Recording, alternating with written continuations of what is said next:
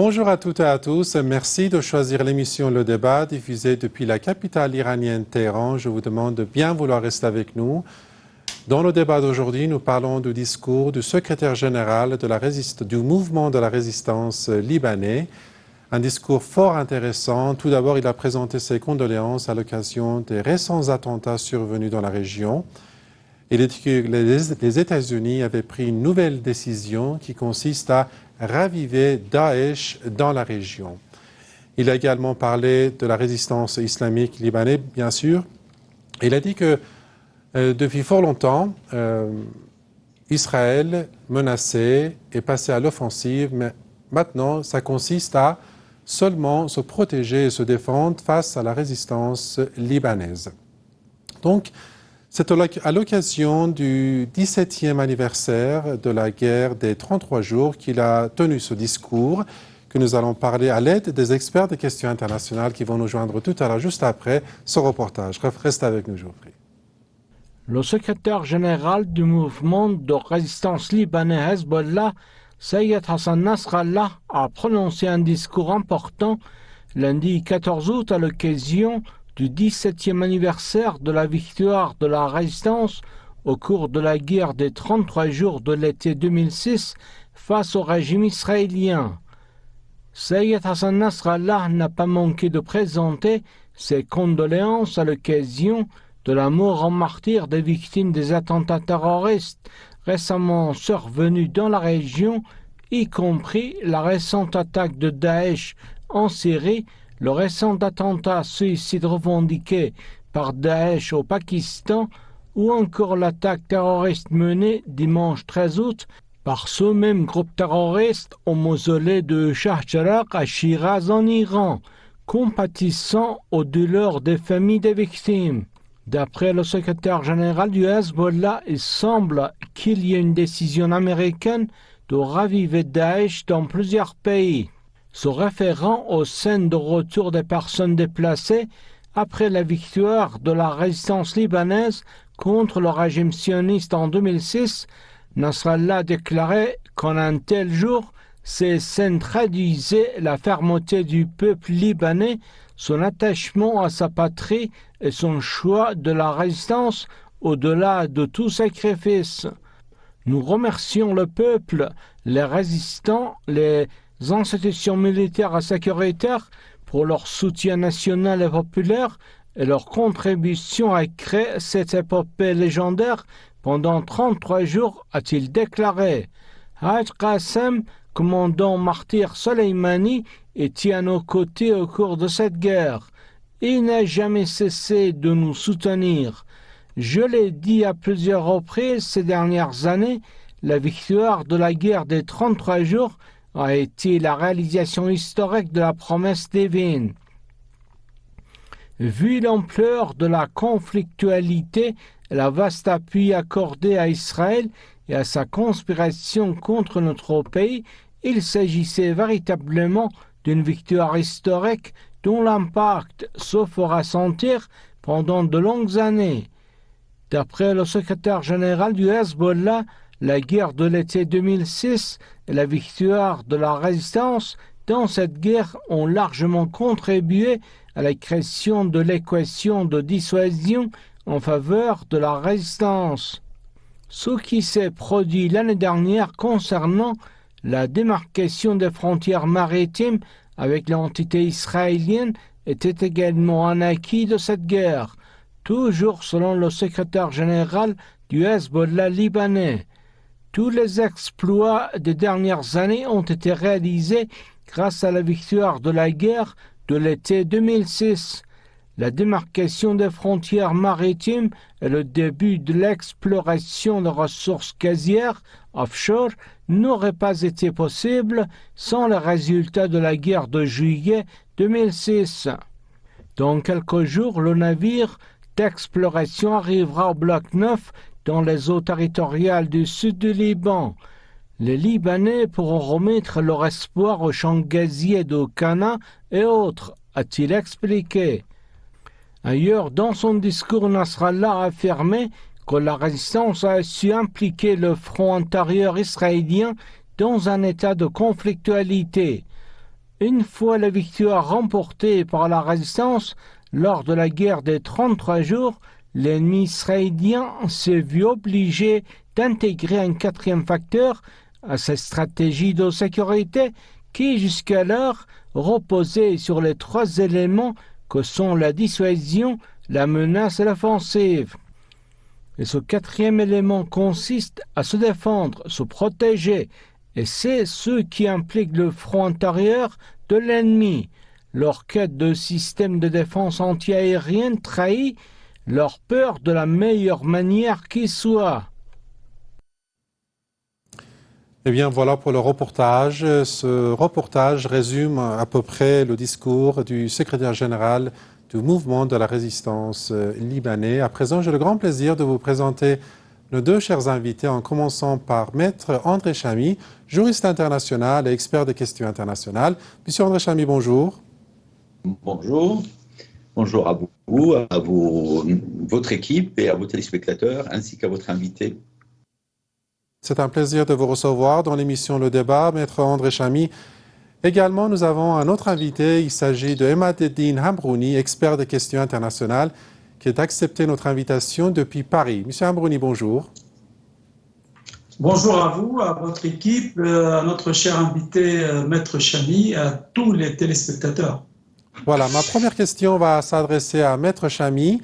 Vous êtes avec nous depuis l'Alsace. Maître Chamy, c'était un discours fort intéressant qui résume à peu près la pensée de la résistance libanaise à travers donc, le monde, on peut le dire.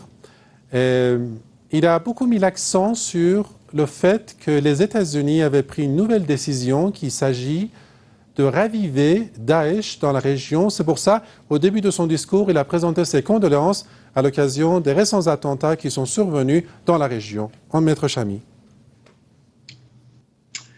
Oui, je dirais, c'est l'introduction de son discours, mais en même temps, c'est en quelque sorte l'ouverture intellectuelle, si j'ose dire, du discours, parce qu'en réalité, il commence par viser le véritable ennemi de cette région-là, puisque derrière Daesh, il vise directement les États-Unis. Et à ce moment-là, il explique ces liens et cette espèce de remue-ménage dans la région qui commence à se faire parce que les Américains voudraient créer le chaos. Et à ce moment-là, il a rappelé les endroits où des attentats ont été commis, que ce soit en Afghanistan, que ce soit en Irak, en Syrie et même en Iran, parce qu'il faut toujours remonter, si j'ose dire, la filière, et on découvre que derrière tout ça, il y a une volonté de réorganiser ces réseaux terroristes, et cette volonté provient des Américains. Mais en réalité, à travers le rappel de ce premier ennemi, il a tracé les grandes lignes, si j'ose dire, de sa vision. C'est-à-dire, il y a toujours deux branches. Il y a une branche de sa vision qui a un caractère intérieur, c'est-à-dire il s'adresse à la population libanaise avec toutes ses composantes, mais également il met sur le tapis, si je m'exprime ainsi, le conflit régional qui peut même déboucher à un conflit international. Et c'est en filigrane ce qu'on a pu comprendre, parce qu'après avoir rappelé les gains récoltés grâce à la victoire de la guerre des 33 jours, qu'il a nommé comme une victoire divine, en rappelant que si on a été victorieux, c'est parce que Dieu l'a voulu, parce que si vous êtes soutenu par Dieu, personne ne pourra vous vaincre, parce qu'il a fait référence à maintes reprises au verset du Coran. Et ce rappel-là démontre qu'il y avait un soutien au-delà du soutien moral, au-delà du soutien politique, au-delà du soutien militaire et politique. Il y avait un soutien de là-haut, et ce soutien-là qui a, en quelque sorte, été le premier qui a caractérisé la victoire et qui l'a concrétisé. Derrière tout ça, il a donné également les gains politiques, c'est-à-dire dans le cadre des négociations à maintes reprises, que ce soit pour libérer les territoires, que ce soit pour créer ce qu'on appelle la terreur réciproque, pour ne pas dire le changement de camp, c'est-à-dire jusqu'à maintenant, ou en tout cas jusqu'en 2006, la terreur était imposée par l'antisioniste contre les peuples de la région.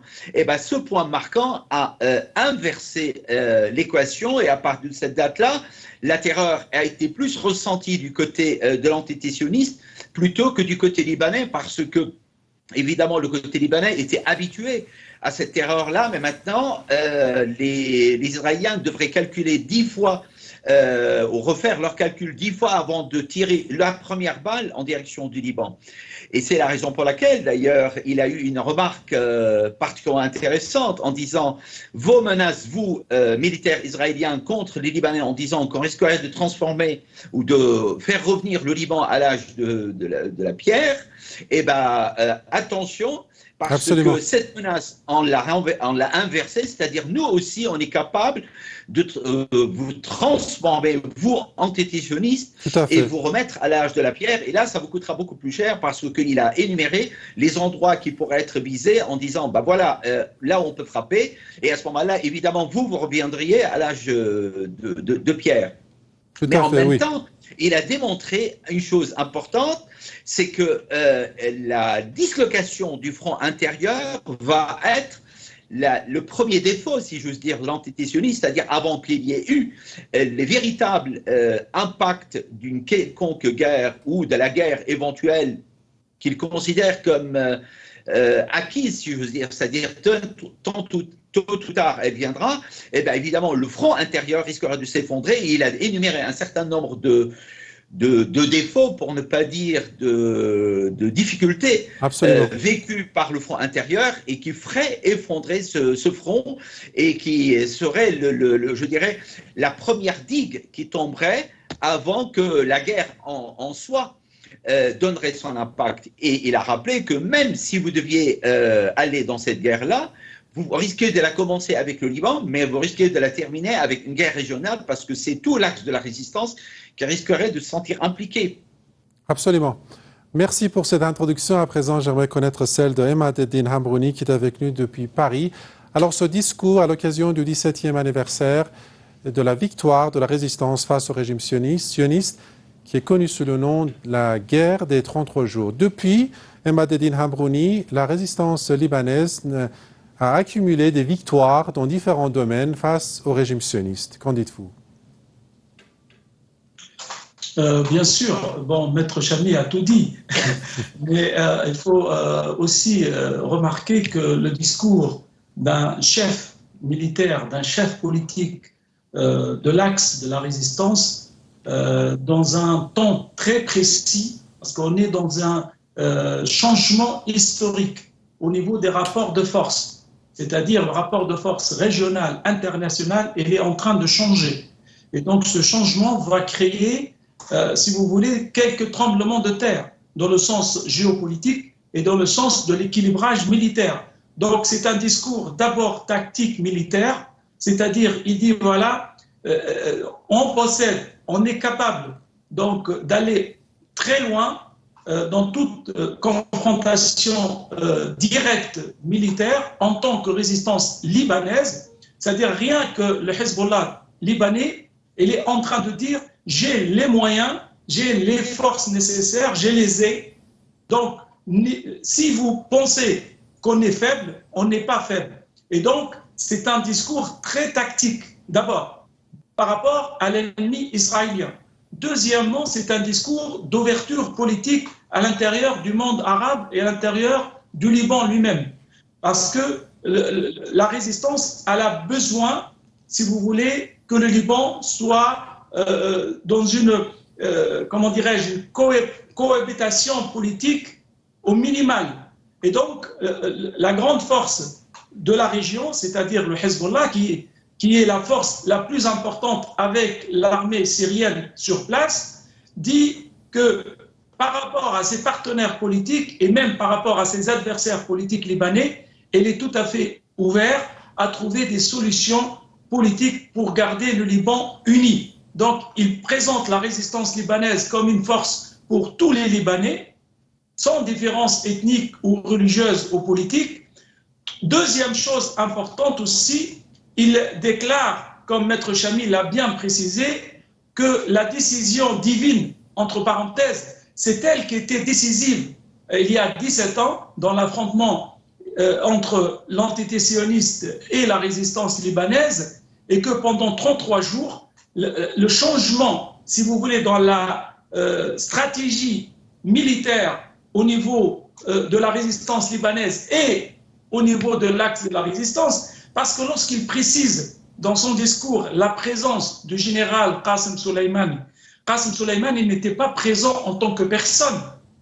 Qasem Soleimani, si vous voulez, c'est l'architecte, le grand initiateur de tout ce changement dans l'équilibrage militaire. On a un affrontement militaire avec l'ennemi sioniste. L'architecte de la résistance globale, c'est-à-dire le général Soleimani, si vous voulez, le principal outil de l'architecte, c'était la résistance libanaise. Cette résistance libanaise qui était formée techniquement, militairement, mais aussi au niveau de sa idéologie, c'est-à-dire c'est une force stratégique qui ne va pas changer. Et donc l'ennemi doit savoir qu'il a en face de lui, c'est pas simplement un parti politique libanais, c'est pas simplement une ethnie arabe, c'est pas simplement une appartenance chiite ou sunnite ou islamique. Non, il est en face de lui une résistance qui pèse lourd dans le changement stratégique des équilibres entre Israël et le monde arabe, mais aussi entre les États-Unis et la République islamique d'Iran. Tout à fait. Des propos fort intéressants. Maître Chami, dans une partie du discours de secrétaire général du mouvement de la résistance libanais, il a évoqué le fait que peu à peu, le régime sioniste prend conscience de la force qu'a évoqué Emad-Eddin Hamrouni également tout à l'heure, et que depuis des décennies, c'était plutôt la dissuasion, la menace, et passait souvent à l'offensive. Mais maintenant, le régime sioniste pense qu'à se protéger face à la résistance. Que pensez-vous ? Il a rappelé les rapports qui sont donnés par les différents responsables militaires et sécuritaires au sein de l'entité sioniste. Il a démontré ce que les Israéliens savent parfaitement, une parfaite connaissance d'ailleurs d'abord du fonctionnement du pouvoir sioniste, du fonctionnement des décisions militaires et politiques au sein de cette entité, mais également la relation entre la population locale et ce régime. C'est-à-dire, il y a un problème qui démontre que cette population ne peut plus faire confiance en son pouvoir politique parce que, jusqu'à maintenant, 17 ans après la guerre des 33 jours, eh ben, on est toujours au même constat, la population ne se sent pas protégée. Or, le sentiment qu'une population soit protégée, c'était en quelque sorte le paradigme de cette entité. Il a rappelé que c'était Ben Gurion qui voulait que, en quelque sorte, ça soit la guerre refuge de tous les juifs du monde. C'est-à-dire, si je dois me sentir en sécurité quelque part, c'est à cet endroit-là. Or, quand vous n'êtes plus en sécurité à cet endroit-là, c'est tout le paradigme, c'est le logiciel, si vous voulez, de fonctionnement de cette entité qui est en panne. Et à partir de là, évidemment, vous constaterez qu'il y a une fissure, et d'ailleurs on le constate actuellement, entre le pouvoir politique et la population.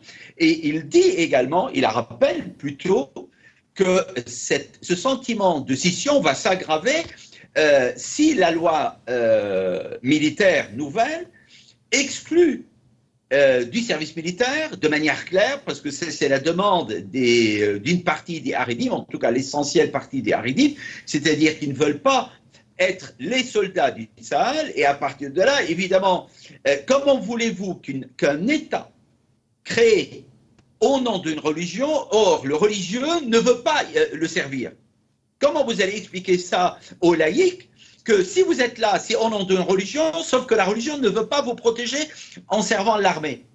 C'est-à-dire, vous avez encore une fois une contradiction fondamentale au sein de la population. C'est-à-dire, il y a un cancer qui est installé dans la population, et ce que le Saïd Hassan Nasrallah a manqué de rappeler, ce n'est pas une petite décision politique ou ce n'est pas une décision légale, c'est une décision claire qui va avoir un impact sur la solidité même, si solidité il y a, la solidité même de la société sioniste, qui était fondée sur l'idée d'un État pour une religion, en tout cas c'est comme ça que ça a été vendu en Occident, et bien cet État pour une religion n'existera plus parce que la religion n'est plus au service de cet État-là. C'est-à-dire cette religion, en tout cas les représentants fondamentalistes, c'est comme ça qu'on les appelle, mais en réalité pour moi il n'y a pas de fondamentalistes, et il y a le fondamentalisme et l'idée du sionisme, et les véritables si l'on devait revenir à l'étymologie du fondamentalisme, les véritables fondamentalistes ne croient pas à l'existence de l'entité sioniste, ne croient pas en l'État d'Israël parce qu'ils attendent le Messie pour les conduire à la terre promise. Par conséquent, la démonstration viendra à ce moment-là de l'intérieur de la société israélienne pour démontrer qu'il y a quelque chose qui ne colle pas, et c'est quelque chose qui ne colle pas va impacter la cohésion même de la société et surtout les liens entre la population et le pouvoir politique et voire l'autorité militaire. Oui, j'aimerais beaucoup connaître l'opinion de Emad-Eddin Hamrouni justement à propos de ce que vous avez dit, Maître Chami. Emad-Eddin Hamrouni, je vous prie. Oui, bien sûr. Vous savez, le discours d'un homme comme Hassan Nasrallah, il est très important de le détailler. C'est-à-dire, il y a derrière les mots l'esprit de la résistance et l'esprit de l'axe de la résistance. C'est-à-dire, on assiste depuis 2006 à un changement stratégique, l'affaiblissement de l'entité israélienne au niveau tactique. C'est-à-dire, aujourd'hui, la puissance militaire israélienne n'a pas changé. Par contre, c'est son ennemi, c'est-à-dire la résistance en face, que sa tactique au niveau de sa stratégie a changé. Et donc, la stratégie militaire de la résistance, de l'axe de la résistance, a su mettre en échec, si vous voulez, la grande force militaire israélienne, c'est-à-dire la force terrestre. Et donc, il lui reste aujourd'hui que deux forces. La force aérienne et la cohérence politique. Et à l'intérieur, Maître Chami a bien détaillé qu'aujourd'hui, il y a cette fissure à l'intérieur, c'est-à-dire on assiste à la fin du sionisme. Maintenant, l'État d'Israël, il va remplacer quoi? C'est-à-dire il va initier quelle idéologie? Est-ce qu'il y a une autre idéologie pour maintenir le sionisme en Israël? Et donc, on voit qu'il y a un problème grave dans la cohabitation et la cohérence politique à l'intérieur même d'Israël. Deuxièmement, la force terrestre israélienne ne pourra plus agir sur ses frontières. Rien qu'à Gaza, elle ne peut pas se maintenir pendant 15 jours. Donc rien à l'intérieur même de la Palestine occupée, l'armée terrestre israélienne est mise en échec. Donc, quelle est la stratégie de l'ennemi israélien aujourd'hui? Sa stratégie, c'est les groupes terroristes, c'est-à-dire les Daesh, ceux qui se ressemblent à Daesh, donc tout ce qu'on voit en Irak, en Syrie, en Iran, Pakistan, au Liban, peut-être on va le voir en Turquie prochainement. Donc il y a une autre forme de guerre qui va initier l'entité sioniste. Et donc le discours de Hassan Nasrallah, il cherche deux choses, tout à l'heure j'ai bien dit. Il cherche à une cohabitation politique à l'intérieur du Liban en disant que la résistance libanaise, elle maintient l'équilibre de force avec l'ennemi israélien. Donc vous êtes en sécurité, les Libanais. Tant que le Liban est en sécurité, eh bien, la sécurité d'Israël, elle est maintenue entre parenthèses. Et donc, en maintenant la sécurité politique, sociale à l'intérieur même du Liban, Saïd Hassan Nasrallah, il dit maintenant on peut envisager la production de l'énergie, c'est-à-dire le pétrole et le gaz, et que le Liban et que Absolument. le peuple libanais va profiter de ce changement important. Ce changement important, c'est grâce à la résistance. C'est-à-dire la résistance, c'est un acte, ou c'est un axe, ou c'est un pilier important de la politique libanaise. Absolument. Et ça, c'est très intéressant. Absolument. Tous deux, vous avez très bien mis en relief le discours du secrétaire général du Hezbollah libanais. Je vous remercie, Emad-Eddin Hamrouni, expert des questions internationales depuis Paris, d'avoir répondu à nos questions. Un grand merci à Maître Chami, depuis l'Alsace, d'avoir participé à l'émission du débat d'aujourd'hui. Merci pour votre fidélité. Au revoir à tous.